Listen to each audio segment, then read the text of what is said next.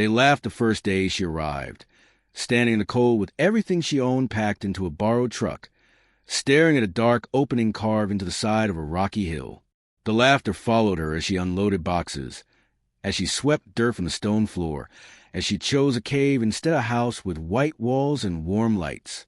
What no one understood in that moment was that this cave would become the safest place in the valley, and that the truth behind it would be uncovered by a veteran's loyal dog when it mattered most. If you believe in silent heroes and second chances, take a moment now to like, comment, share, and subscribe to this channel. Stories like this exist because people like you still believe quiet strength can change everything. Her name was Emily Carter, and not long ago she had believed she was finally building a stable life. She had married into a family that promised support and belonging, but when money grew tight and opinions turned sharp, love became conditional. Arguments turned into accusations, and accusations turned into doors closing. One winter evening, Emily was told she was no longer welcome under their roof. With nowhere else to go and pride that would not allow her to beg, she left with little more than determination and a deep ache in her chest.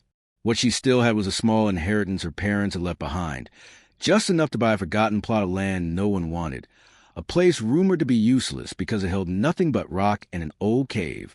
The land sat on the edge of a quiet rural community in the United States, surrounded by rolling hills and watched closely by neighbors who noticed everything and welcomed very little. They whispered when they learned a woman planned to live in a cave. They laughed openly when they saw her cleaning stone instead of painting walls. Emily heard it all and said nothing. She had learned that silence was sometimes the strongest response. The cave was cold and rough, but it was solid. It did not threaten to be taken away. It did not judge her worth. It simply existed. Living nearby was Daniel Walker, a war veteran who had retreated to the outskirts of town after returning home with scars no one could see. He lived in a handmade cave cabin of his own, carved deeper into the hillside years earlier, when he had nothing left but his skills and his dog, Rusty. Daniel recognized something familiar in Emily's quiet resolve. He did not speak much, but he helped where he could, reinforcing the cave entrance, showing her how to manage airflow and moisture, how to read the mountain itself. Rusty stayed close, always watching, always listening. The neighbors laughed at both of them. A veteran hiding in a cave, a woman who chose stone over sympathy. To the town, they were reminders of things people preferred not to see. Hardship, loss, resilience. Emily worked tirelessly, turning the cave into a living space with light, warmth, and order. Slowly, she felt something returning that had been stripped away when she was cast out, control over her own life. Then the ground began to change. It started subtly, cracks along the road, trees leaning at odd angles, streams running darker after heavy rain. Daniel noticed first, where had trained him to see small details before disaster struck. Rusty grew restless, pacing the cave entrances, whining softly during storms. Emily felt it too, a tension in the air, as if the land itself was holding its breath. The town dismissed the warnings. Floods had come before and passed. Landslides were stories from other places. They trusted their houses, their foundations, their assumptions. Daniel did not argue. He prepared. He checked the tunnels behind his cave, the ones he had discovered long ago, remnants of old mining and drainage systems carved by hands that had respected the mountain's power. One night, Rusty disappeared into a narrow passage Daniel rarely entered. When he followed, flashlight shaking, he found something that made his heart pound.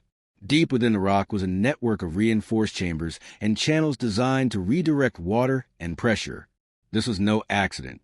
The caves were part of an intentional system built decades earlier to survive exactly what was coming. Emily's cave sat directly along one of the main pressure lines. Her land was not worthless. It was strategically placed. When the storm arrived, it arrived without mercy. Rain fell in sheets, soaking the earth until it could hold no more. Sirens wailed too late. The hillside above the town began to move. Mud and stone thundered downward, crushing homes, snapping power lines, swallowing roads. Panic spread faster than the flood itself. Daniel and Emily acted without hesitation. They opened their caves, guiding anyone who reached them inside. The stone walls held firm as the world outside collapsed. Water rushed through the hidden channels, diverted safely away. Rusty moved tirelessly among frightened families, grounding them in the chaos. By morning, the valley was unrecognizable. Entire neighborhoods were gone. But the cave stood untouched, calm and dry amid the destruction. Rescue teams arrived stunned to find survivors sheltered underground, protected by structures no one had believed in. News spread quickly. The caves were studied, mapped, praised. The neighbors who once laughed now stood silently, staring at the hills with new understanding. Emily's parents-in-law came too, faces pale with shock. The woman they had dismissed, the land they had mocked, had saved lives. There were apologies, awkward and heavy, but Emily did not cling to them.